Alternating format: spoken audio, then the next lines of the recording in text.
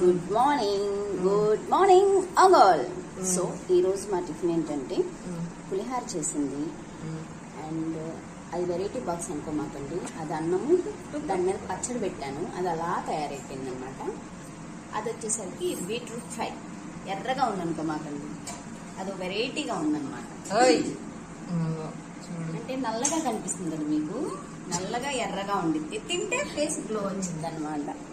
అలాంటి ఫ్రై అది, అలాంటి ఫ్రై అది.